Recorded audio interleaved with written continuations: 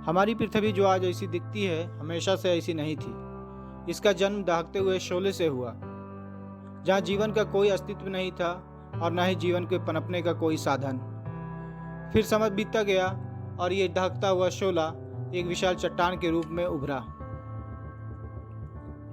और इस दहकते हुए चट्टान ने महासागरों, नदियां, पहाड़ों, मरुभूमि और जंगलों को जन्म दिया।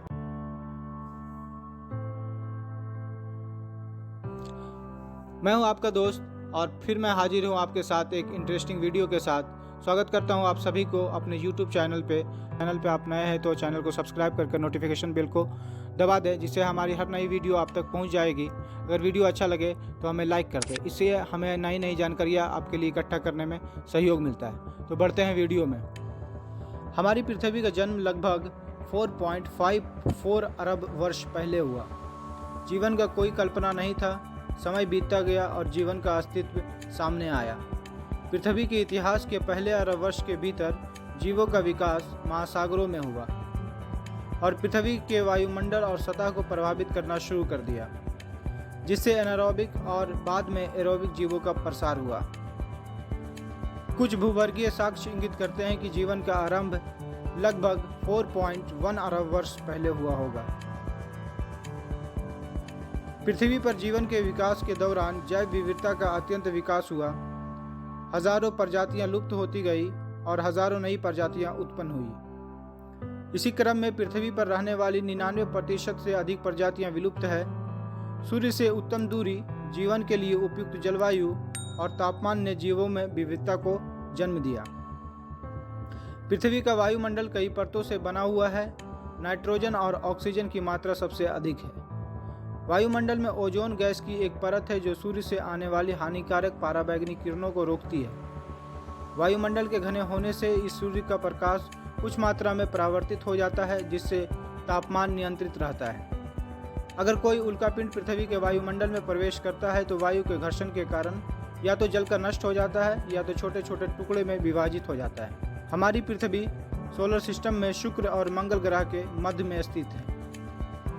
यह सूर्य से दूरी के अनुसार तीसरा ग्रह है। इसकी सूर्य से औसत दूरी लगभग 14,95,98,500 किलोमीटर है। सूर्य से इसकी निकटतम दूरी 14.73 करोड़ किलोमीटर है और अधिकतम दूरी 15.2 करोड़ किलोमीटर है। सूर्य से पृथ्वी पर प्रकाश को आने में लगभग 499 सेकंड लग जाता है। अगर हम आकार की बात करें तो ये 5वां सबसे बड़ा और चौथा सबसे छोटा ग्रह है। इसका औसत व्यास लगभग 12,740 किलोमीटर का है। इसका विषुवतीय व्यास 12,756 किलोमीटर तथा ध्रुवीय व्यास 12,714 किलोमीटर का है। हमारी पृथ्वी की आकृति सामान्यतः गोलाकार है, लेकिन यह ध्रुव पर चपटी तथा विषुवत रेखा पर फैली हुई दिखती है। अगर हम परिक्रमा की बात करें तो यह सूर्य की परिक्रमा 1,07,160 किलोमीटर प्रति घंटे की गति से 365 दिन 5 घंटा 48 मिनट और 45 सेकंड में पूरी करती है। हमारी पृथ्वी अपने कक्ष पर सूर्य के परितः एक दीर्घवृत्तीय या अंडाकार मार्ग में चक्कर काटती है। हमारी पृथ्वी की परिधि 40,075 किलोमीटर है। परिक्रमण के कारण ही हमारी पृथ्वी पर मौसम का बदलाव होता है। यदि हमारी पृथ्वी अपने कक्ष पर परिक्रमा करना बंद कर दे तो पृथ्वी के आधे भाग में एक मौसम तथा शेष भाग में दूसरा मौसम होगा। पृथ्वी अपने धुरी पर पूरब से पश्चिम की ओर 1610 किलोमीटर प्रति घंटे की गति से 23 घंटे 56 मिनट और 4 सेकंड में एक चक्कर काटती है।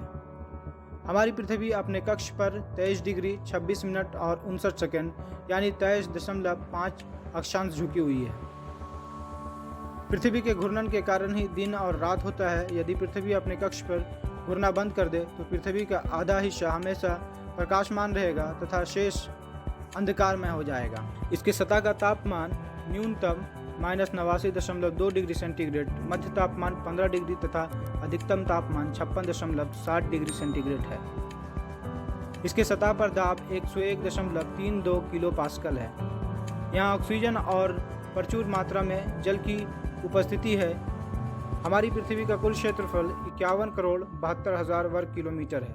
जिसमें 70.8% यानी कि 36,11,32,000 वर्ग किलोमीटर भाग जल से घिरा हुआ है तथा 29.2% यानी कि 14,89,40,000 वर्ग किलोमीटर भाग पर भूमि का विस्तार है।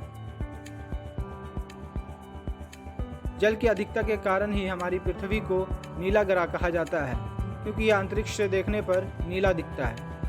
हमारी पृथ्वी के ऊपर वायुमंडल का एक आवरण है जो 78.08% नाइट्रोजन, 20.95% ऑक्सीजन, 0.930% आर्गन तथा 0.039% कार्बन डाइऑक्साइड से निर्मित है।